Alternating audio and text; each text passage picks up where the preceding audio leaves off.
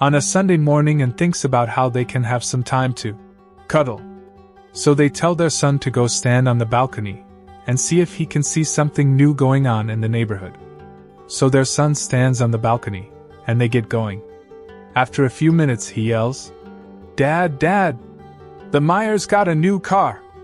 Dad dutifully, but a little out of breath, answers, "Fine, fine, that's nice, son. Keep looking if you see something else." Their son keeps looking, and after a while, he reports back to his dad again. "Dad, Dad! The Smiths have a lawn-mower robot now!" His dad cantingly shouts back, "Well, that's wonderful. Keep looking, keep looking." So he keeps looking, and another few minutes later he shouts, "Dad, Dad! The Wilsons are having s-" Dad stops totally confused, and after a few seconds he asks, "How would you know?" Their son has been standing on the balcony looking around for 10 minutes now. A married man was having an affair with his secretary. One day, their passions overcame them in the office, and they took off for her house.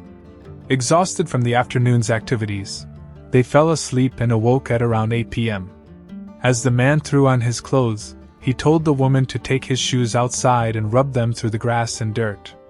Confused, she nonetheless complied, and he slipped into his shoes and drove home. "Where have you been?" demanded his wife when he entered the house. "Darling," replied the man, "I can't lie to you. I've been having an affair with my secretary. I fell asleep in her bed and didn't wake up until 8 o'clock. The wife glanced down at his shoes and said, "You liar! You've been playing golf."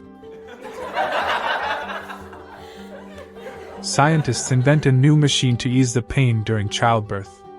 The machine transfers the pain a woman feels during labor to the father of the baby at any percentage rate between 0 and 100%. The first couple to test it is very excited. They connect the machine to the soon-to-be mother and warn the husbands about the consequences. "Men are not used to feeling pain like this. Even a small amount of it could knock you out. We will start with 10%.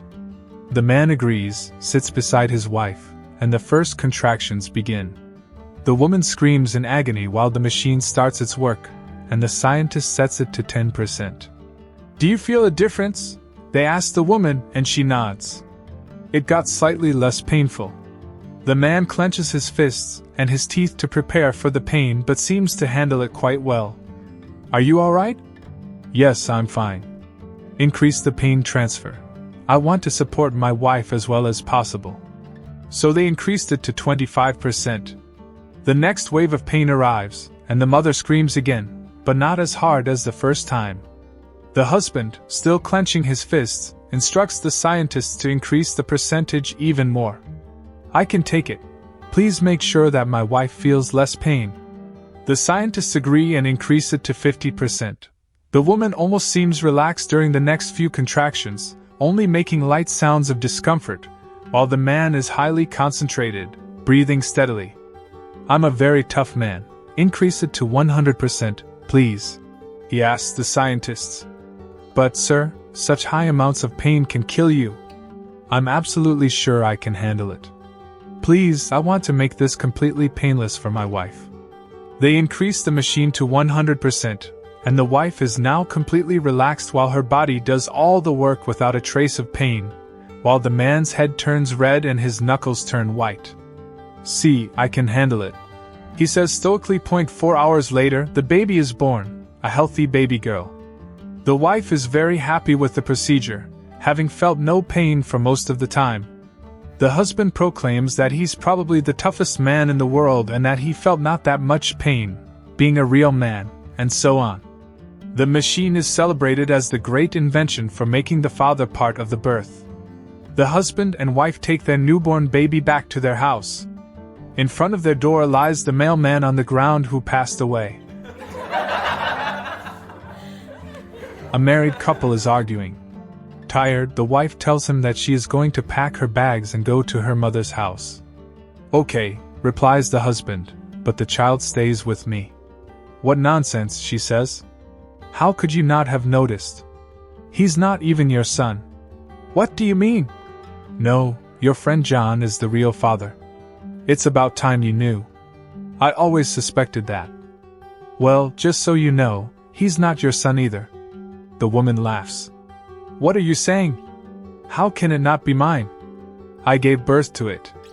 Well, don't you remember that night in the hospital, what you asked me to do? Yes, I asked you to take the child and change him. Well, that's exactly what I did. 40 years ago today, I married my wife. My whole side of the wedding flew over to her hometown of Moscow. It was a beautiful ceremony. However, I did find something strange. For instance, the priest never said, "You may now kiss the bride." But I just assumed it was purely an American thing and didn't mind. Later, during the reception, we were both starving and decided to head over to the buffet to get food. On the way, we passed the drink table, where about 6 people were waiting to get a fruity drink from a bowl. As we passed, they all said in unison, "You may now kiss the bride." My wife got giddy and gave me a big kiss, which I of course returned. As we walked away, I asked, "Why did they tell us to kiss and not the priest?" My wife answered, "In Soviet Russia, the punchline tells you." 3 sisters get married, each to another man. The men's now mother-in-law decides to test all of them. She decides to take each of them on a walk separately.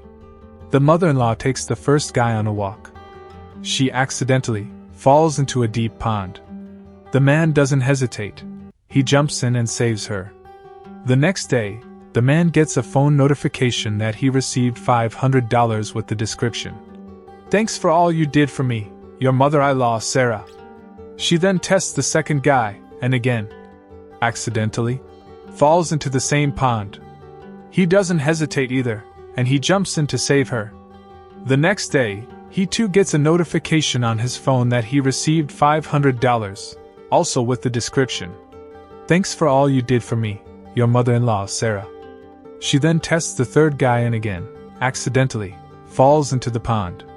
The guy looks around to see if anyone can see him, decides that no one is watching, and walks away.